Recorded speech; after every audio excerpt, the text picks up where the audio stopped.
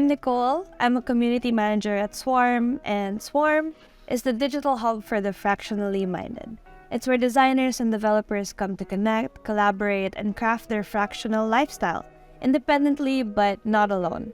Our social network values authentic relationships and fosters a community where fractional lifestyle enthusiasts can thrive because members prioritize authentic connections over superficial networking. All right, thank you. Hi, thank you to the Swarm team for having me. I'm Boris, a brand strategist and designer. I love talking about branding, and I'm so grateful to have this opportunity today to have a video I can send to my parents when they ask what I do, and I can show them a 40-minute recording, and they can be like, "Oh, okay, I'm not watching all of that. It's okay." So, brand strategist, yeah. I wanted to ask, for you, how would you describe what branding is? Branding is a hard term to put in a succession of words that encompasses everything in the branding landscape, right? And many have tried. One of the best examples is Marty Neumeier's quote from the Brand Gap book. A brand is a person's gut feeling about a product, service, or organization. And it's a gut feeling because people are intuitive, emotional beings. And it's a person's gut feeling because brands are defined by people, not markets, companies, or the public, right? And I think that's a really good description for what you can put into a sentence. But I think for someone who has no idea about what the concept of branding even is going into it, those words really mean nothing to them. So I like to explain what branding is through real life examples that people have experienced, as a child. And those are brands you've interacted with that are like music artists or superheroes. If we take Batman as a superhero, right? He has all the elements of a fully fleshed out brand. He has, the graphic design elements, the logo, this, that. He has all the branded elements like the Batmobile, Batarang, but everything is on brand. Batwing, Batboat, whatever. Right? Then you also have the values and, the no killing, the justice, this, that. Then you have the whole environment, the aesthetic around it. It's Gothic New York, 90s, 60s, whatever, right? All the environments he interacts in, that's also important to every brand. Then you also have the story, a really deep backstory, the dead parents, the everything, something someone can connect to. So when you, as a 12-year-old, go into a store and you see a Batman t-shirt and it has a Batman logo on it, you as a 12-year-old are not buying that t-shirt. I'm not asking your mom to buy that t-shirt for you because it's a yellow and black graphic that you like.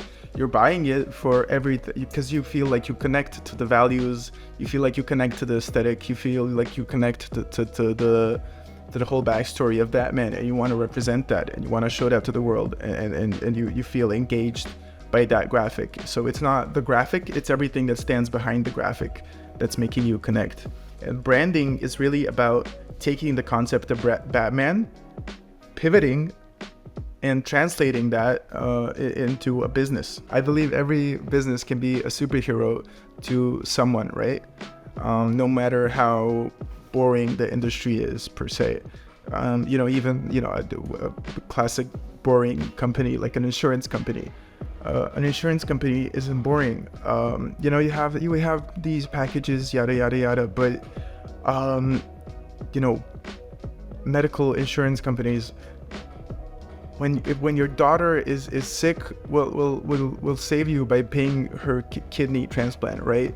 Will save your daughter's life. That's very much a superhero sort of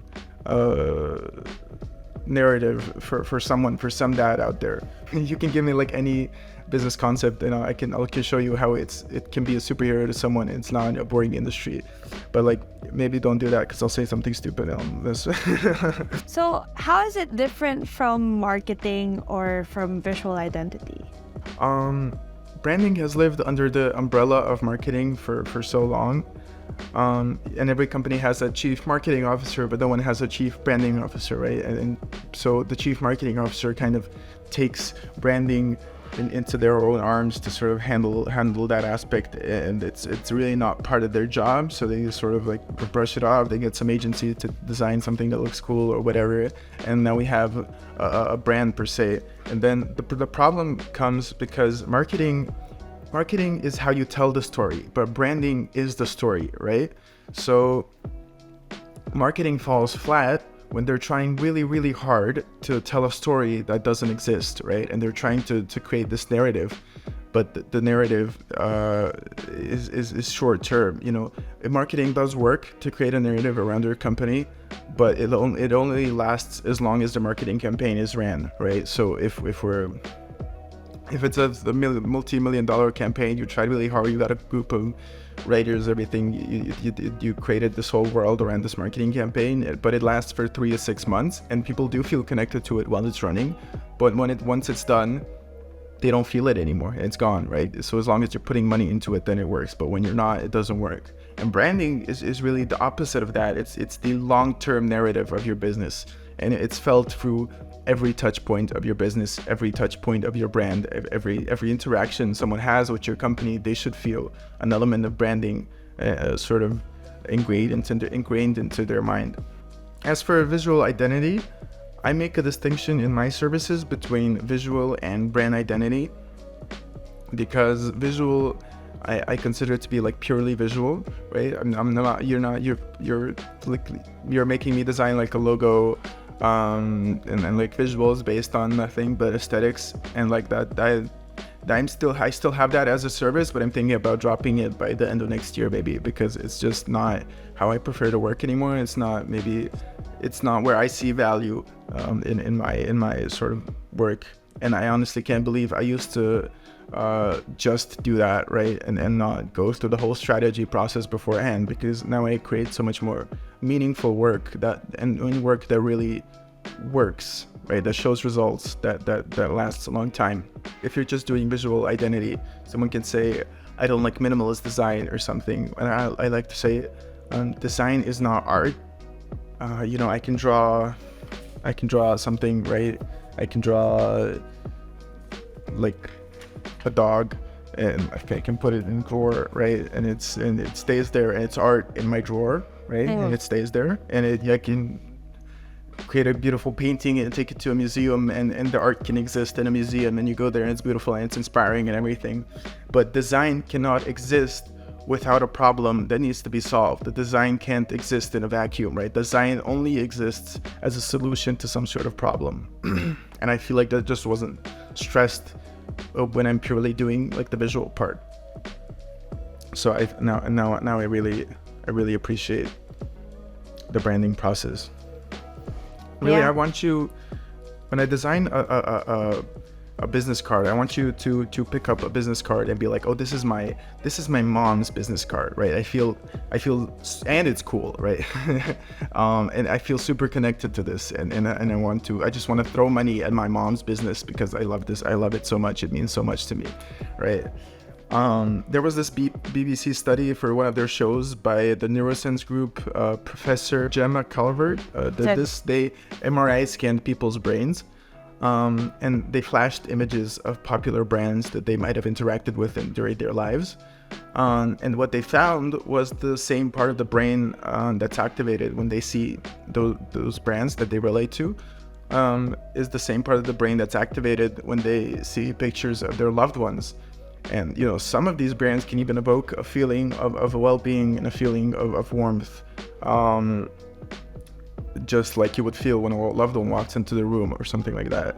So it's not the squiggly black line on a white background, the Nike logo, that's making them feel this. It's everything that stands behind the logo that's giving all this meaning. So it's really like what the thing it's representing is standing for. Yeah. Yes, definitely. I see. So on that note, we were talking about the concept for this event actually, and you suggested if your business was a person, would you be friends with it? And I think we're kind of getting into that because of how brands, as you say, evoke feelings. But I was wondering, why is it important to think of brands as people? I believe every brand can be as developed as a person, in the sense that brands should be consistent with what they're doing, but brands can also grow and adapt and change. And when I go in and then we finish the branding process and I create something for you, and we're done and it looks great. If in a year from now, maybe one of these values is just not aligning with your entire team anymore, there's no reason why you should be tied down to that. You should be able to adapt to you should be able to grow your business and brand just like you can grow as a person. And I also feel like brands can be so much more developed than just the visual part. Brands, like, people have layers like onions. You meet someone, you find out more and more and more. You sort of connect to them, you connect to their childhood, connect to where they came from, you connect to where they are now, you can connect to so many different things. And I feel like brands can be just that, exactly that, right? We can develop a brand just like an onion, just like a person. Just you gotta give it so many layers. The first layer of interaction, and then if someone wants to interact more, how can they connect more? And just keep going down that path to the core of that onion, the core of the brand, the core of the person. So that's why I like to say brands are people too. Or if your business was a person, would you be friends with it? Because a lot of people don't think about that, but your customers do. Even if they're not actively thinking of it, maybe you don't relate to that because you're not going around like, am I feeling like would I be friends with this chicken place that I'm ordering my lunch from, right? That doesn't make but people think about that subconsciously. What happened? Oh no. So we lost my main camera. That's a problem, but we're managing with this 720p webcam. So I think we were talking a bit about like what you do, and I wanted to ask, if we dive deeper into it, what does a brand strategist actually do? Right, I can talk to you about all these different like frameworks, workshops, exercises, and sort of strategies we use to gather insights and then act upon them.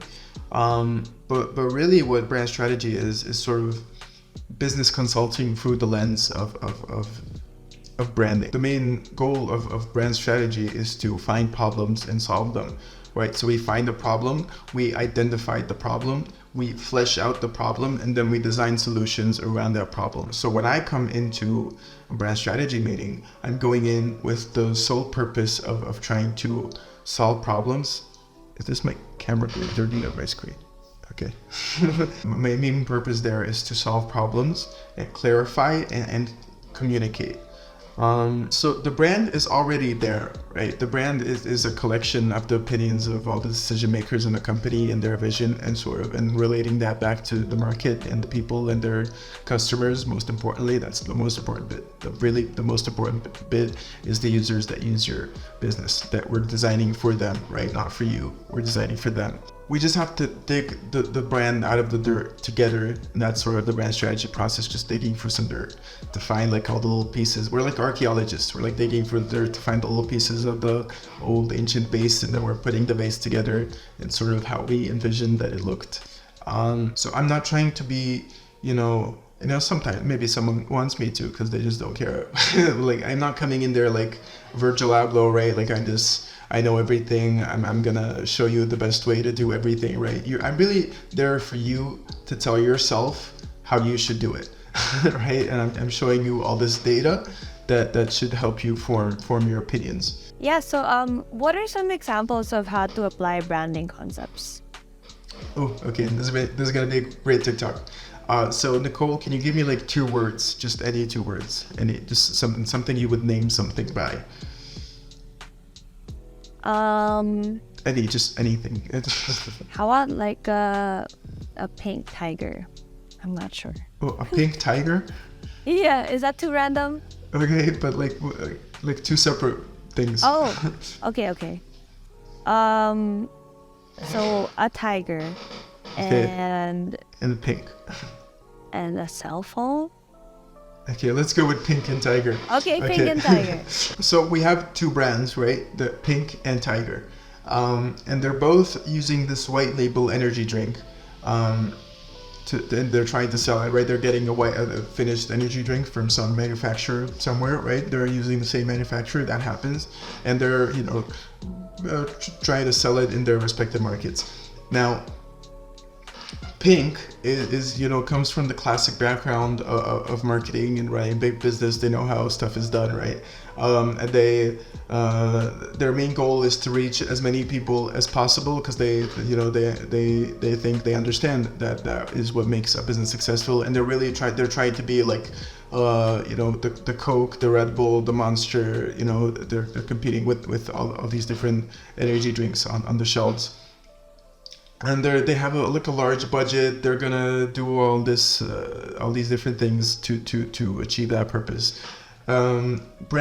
Tiger, the second energy brand, is selling the same drink, but they took a different approach.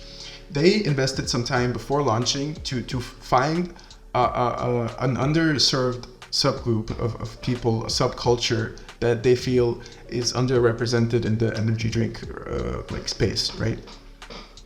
And they've decided that in their vision, these are the people they want to serve. And they've designed all their branding, their marketing, they've curated it to that specific group of people. And it's relevant to them, and it engages with them, and it shares their values, right? And it's something they believe in. Now, some time passes, right? And Pink, the first energy brand, they did all these big marketing campaigns. They got these like big celebrities to endorse it, this and that, right? They hired the big packaging design agencies. They created this whole distribution network. They try to get in as many stores as possible, but at the end of the day, they just can't compete with Monster and Red Bull's marketing budgets, because those are huge companies. They work with every athlete, they work with everyone, right? And they can't compete. So at the end of the day, when someone walks into a store and they see Pink, Red Bull, and Monster, there's no reason for them to want to choose Pink over the rest of the other two. On the other hand, their main goal was to be competitive with these big brands, but they just can't do it. On the other hand, Tiger, in the same time frame, has continued on with their quest of doing the super curated approach. And their community feels super represented. They make memes about their product. They share the product on socials. Their marketing campaigns that they see are super quirky, and they speak to their niche interests, and they feel like sharing it. They feel like sharing it with friends. They feel like taking pictures with it, right? They feel like this is something that really represents me. And when they go into a store and they see Monster, Red Bull, and Tiger, they choose Tiger, because none of these other brands speak to them. This is not relevant to me, right? This is relevant to me. And so while Pink was trying to achieve the same exact thing, right, competing with all these companies, they just couldn't do it through their strategy. But through going through the smaller space, it was even easier for them. They have to spend less on marketing. Because the people market for them, word of mouth and sort of organic reach.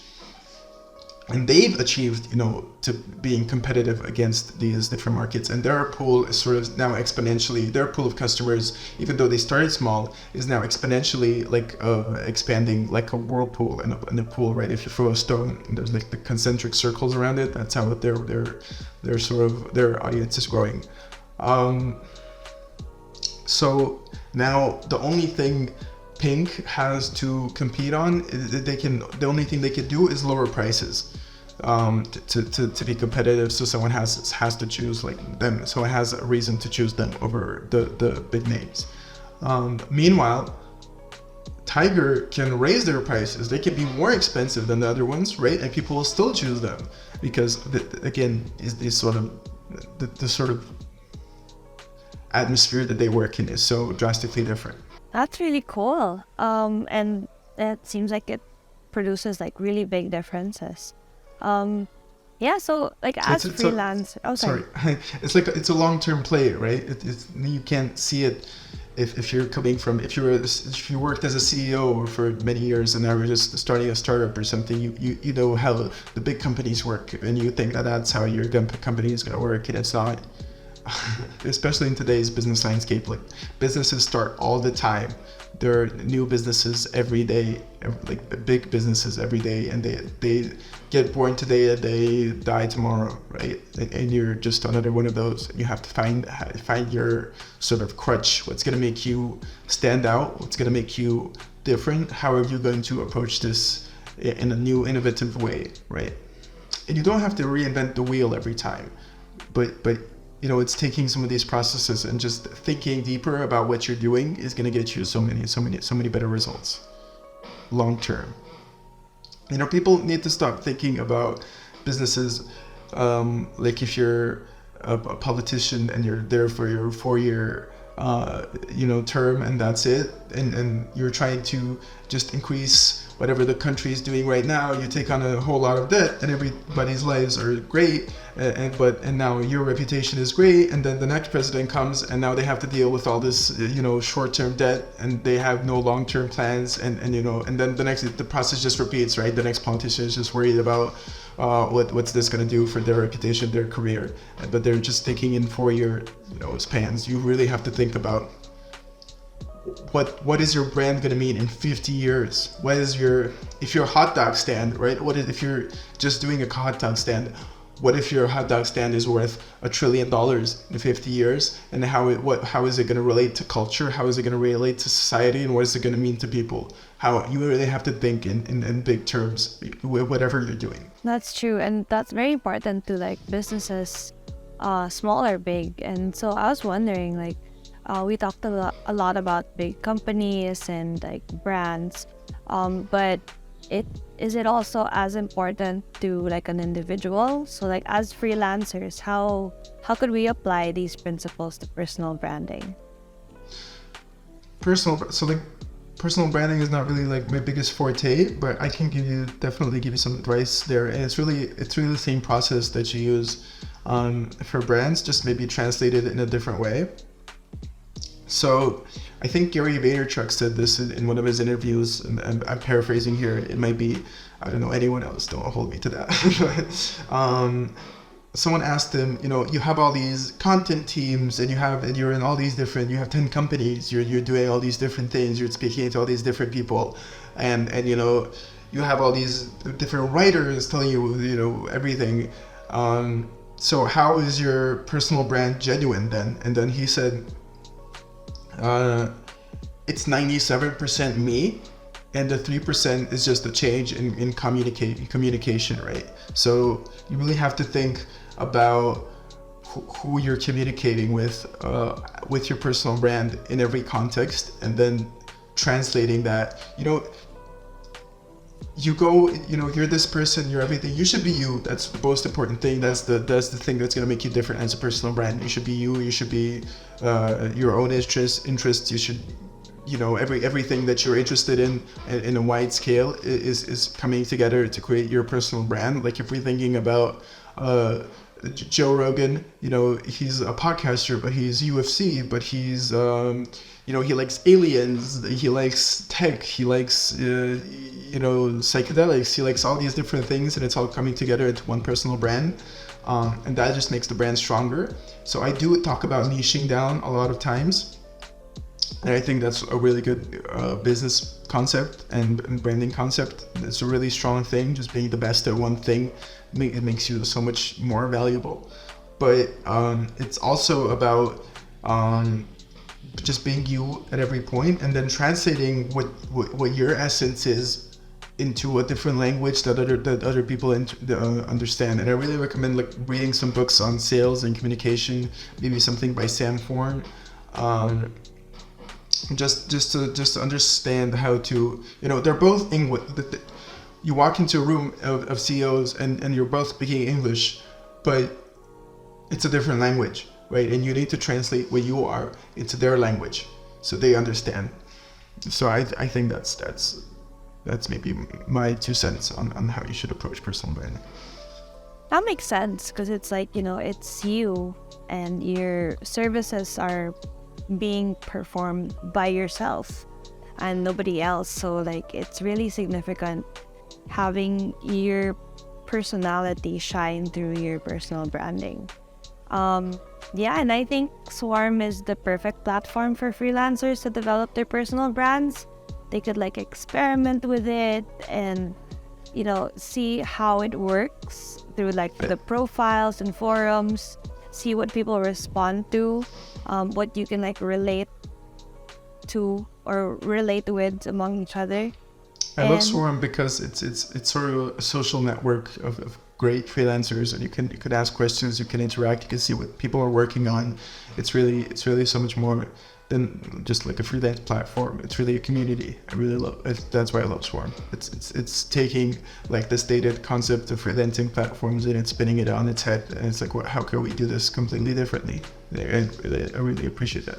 Like I come into the Swarm homepage and it's like Reddit, right? It's just people asking questions, and it's like so different. It's a social network, really. Yeah, and like even if it's as simple as people asking questions, you still get to experience the power of making connections when it comes to getting introduced to people, finding collaborators and like new opportunities and even mentors, and then like getting to bond with them over the shared experience of just like being a freelancer or living the fractional life. Every business has a brand, right? Even if you don't have a logo, even if you don't have any visual material, even if you don't have an identity system at all, as soon as a customer has bought from you, interacted with your business, subconsciously formed an identifiable mark for your business, and told someone about your business, you are a brand, right?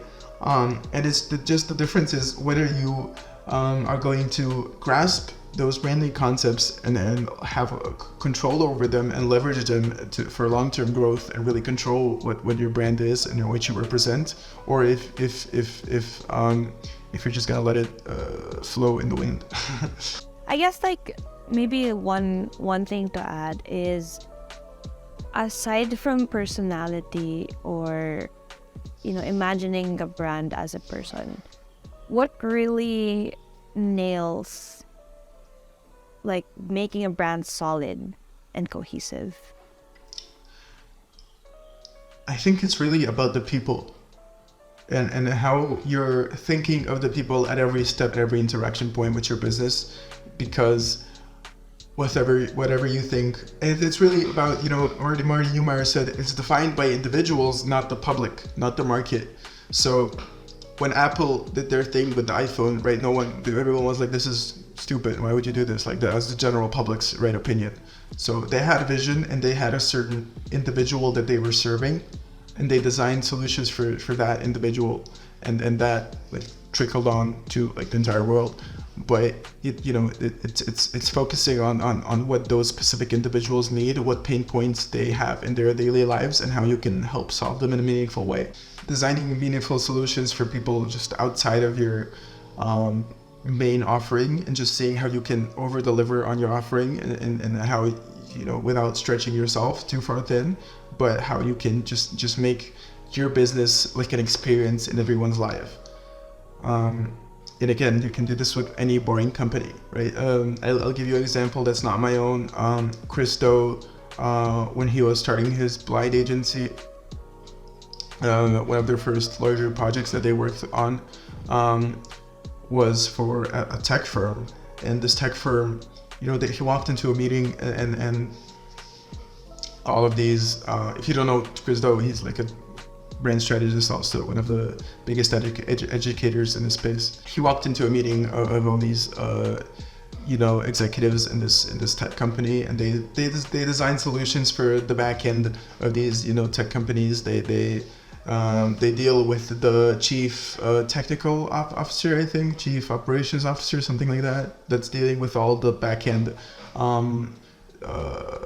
IT systems and making sure everything runs smoothly. And when he was asking them about this person that they're serving, the company was laughing at them. It's like, oh, they're so, they're so stressed, they're so cranky, they're so, they don't like to be sold to, this and that. But like, look at who you're serving. Even though they're in this like, boring back-end IT space, the entire company's IT structure rests on their back. And when something goes wrong, they're the ones you blame. and so of course they're stressed. Of course they're going through this like every day, and the whole room sort of changed, and the whole direction of the company changed after that. Now we're like, oh, this person is a superhero in their own company, right? And we shouldn't. We looked at this completely wrong. Like, they're super important, and like, of course they'd be cranky. How can we design solutions around them that makes them less stressed, that makes them their job easier? I mentioned branding as business consulting in a way, and sometimes this is not the promise of branding, but sometimes when I can go, these methods that we use for strategy and the workshops and the exercises are so incredibly different and valuable that sometimes we solve so much bigger problems. For example, like maybe from my experience or something, we're going through your revenue streams. I'm trying to learn as much about your company as possible. So we're going through your revenue streams, you're going through your long-term plans, your short-term plans, and I can be like, oh, but I work with this, that, and then, and they did this sort of thing, and are you doing this thing in your revenue streams? This can add like 10% to your bottom line. And they're like, oh, that's not the promise of brand strategy, but it can be.